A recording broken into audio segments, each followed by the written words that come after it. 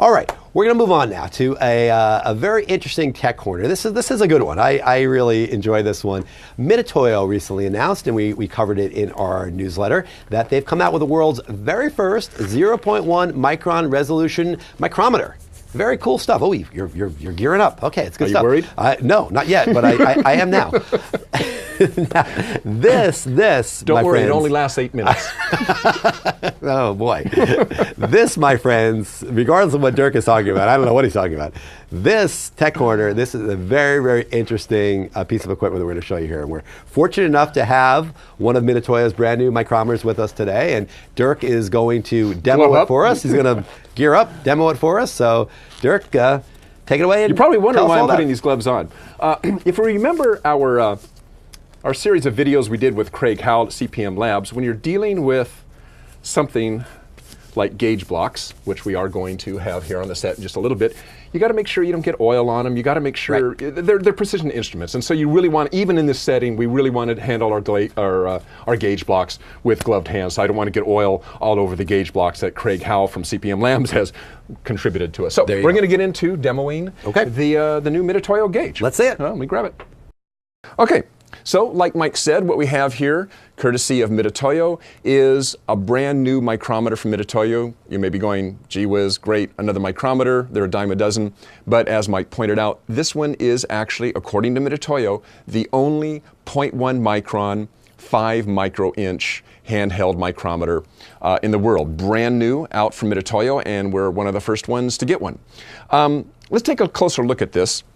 Let me bring one to compare it to. What I'm setting up here right now, this is another micrometer, an older micrometer loaned to us by Craig Howell. This is probably a lot of you have one of these or a different brand. This happens to be a Mitutoyo, but you may have a different brand. 50 millionths micrometer. That is, sorry, I was blocking that there. That's the 50 millionths micrometer. And here is the brand new one from Mitutoyo. This is a 5 millionths micrometer.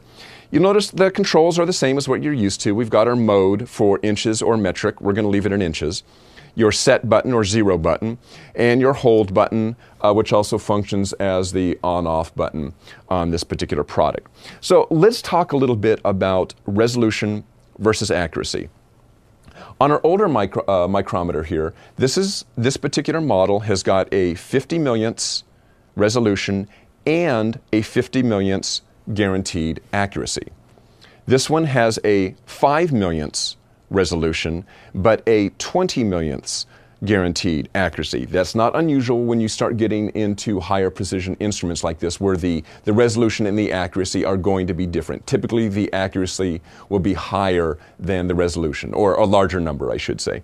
Okay, this particular model I have in my hand, this particular micrometer, according to the calibration sticker, has a measurement uncertainty of plus or minus 14 microinches. So basically 2.5 to 3 times more accurate than this device here. Let's do a little experiment and show you what all this accuracy actually means. So the first test I want to do, this is a gauge plug supplied to us by Craig. I'm going to compare the middle dimension, the middle diameter of this gauge plug to the end. So the first thing I'm going to do is zero this on the center. So I've got this in here. Let me ring it a little bit. And, sorry, slip that a little bit. Okay, we're showing 0. It's already 0 because I've already been playing with this. Not quite. Let's zero that out. And let's double check. And now we're at 0. Now let's go to the end. So we go to the end, and we see we're still showing 0 at the end of this. Now, so according to this 50 millionths micrometer, there is no difference between the middle of that gauge plug and the end of that gauge plug. But I happen to know that this is a used gauge plug. And you probably know where I'm going with this. If that's a used gauge plug, then there is no way that the end of that gauge plug is the same dimension as the middle, because the end is what gets worn. So we couldn't detect it with the 50 millionths micrometer. Let's take a look at it with this 5 millionths micrometer. We're going to do the same experiment all over again. I'm going to put this into the middle here, and we're going to zero it. And let's double check.